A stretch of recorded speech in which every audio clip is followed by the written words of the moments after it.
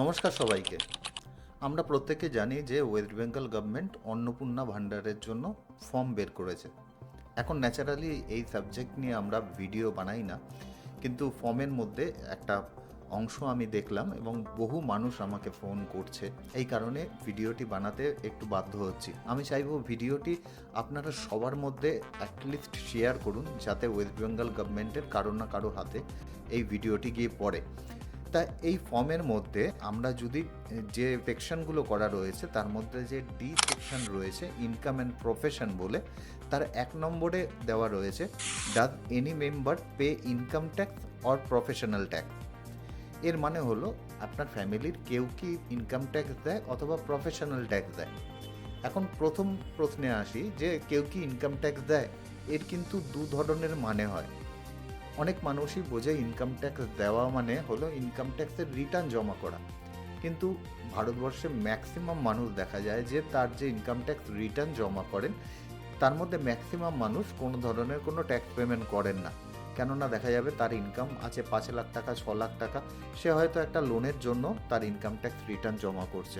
একটা ছোট কোনো ব্যবসা রয়েছে, তার যে ইনকাম সে নিজেও ঠিকঠাকভাবে বলতে পারে না, কিন্তু তারপরেও তার ইনকাম ট্যাক্স রিটার্ন জমা দেয়, কারণ ভবিষ্যতে যদি কোনো ধরনের কোনো কাজে লাগে। তো এই ধরনের বহু মানুষ আছে, তাই একটু ক্লারিফিকেশন দেওয়া যে এখানে ইনকাম ট্যাক্স রিটার্ন জমা দেওয়ার কথা বলা হচ্ছে নাকি ট্যাক্স পেমেন্টের কথা বলা হচ্ছে। তাই দেখে মনে হচ্ছে এখানে গভর্নমেন্ট হয়তো ট্যাক্স পেমেন্টের কথা বলছে, কিন্তু হতে পারে যখন জমা হলো অ্যাকচুয়ালি এই ফর্ম, তখন হয়তো গভর্নমেন্ট প্যান নম্বর ধরে দেখলো যে এই ব্যক্তি ইনকাম ট্যাক্স রিটার্ন জমা করে কি করে না। তা 2 নম্বরে আসছে হলো প্রফেশনাল ট্যাক্স। এখন প্রফেশনাল ট্যাক্স যে কোনো ব্যক্তি যার একটা ছোট ব্যবসা রয়েছে, দেখা যাবে যে বছরে 10 লাখ টাকা টার্নওভার, তাকেও কিন্তু প্রফেশনাল ট্যাক্স পেমেন্ট করতে হয়। এখন এই প্রফেশনাল ট্যাক্স মিনিমাম 300 থেকে 2,500 টাকা পর্যন্ত হয়। এখন কোনো ব্যক্তি 10 লাখ টাকা যদি তার টার্নওভার হয়, বছরে ইনকাম তার দেখা যাবে 1 থেকে 1.5 লাখ টাকা। এইবার সেই ব্যক্তি যদি সে প্রফেশনাল ট্যাক্স তো সে দিচ্ছে, সে যদি টিকে ইয়েস করে দেয়, সেখানে কিন্তু বোঝা যাচ্ছে না যে এইখানে এই ব্যক্তি ইনকাম ট্যাক্সের জন্য টিক দিলেন নাকি প্রফেশনাল ট্যাক্সের জন্য টিক দিলেন। এখন সেই ব্যক্তি দেখা গেল ইএফের ঘরে টিক দিলেন, কেননা সেই ব্যক্তি প্রফেশনাল ট্যাক্স দেয় কিন্তু ইনকাম ট্যাক্স রিটার্নও জমা করেন না। কিন্তু ওটা দেখে জানি না গভর্নমেন্ট ওটাকে পাস করবে কি করবে না, আমার সে সম্পর্কে কোনো ধারণা নেই, কিন্তু মানুষের মনে একটা ভীতি তৈরি হচ্ছে। এইবার আরেক ধরনের ব্যক্তি আছে যারা ইনকাম ট্যাক্সের রিটার্ন তো জমা করেন কিন্তু নীল রিটার্ন জমা করেন, তার সাথে সাথে প্রফেশনাল ট্যাক্স জমা করেন।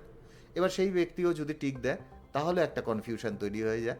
তাই এই রকম 2-3টে কনফিউশন। প্রথমত হলো নীল রিটার্ন জমা করলে কি তাদের ইএসএ টিক করতে হবে নাকি নোতে টিক করবে। এবার সেই ব্যক্তি যদি ইনকাম ট্যাক্সের নীল রিটার্ন জমা করেন সাথে প্রফেশনাল ট্যাক্স জমা করেন, সেক্ষেত্রে সেই ব্যক্তি ইএসএ যদি টিক করে সেক্ষেত্রে তো কোনো প্রবলেম হবে না।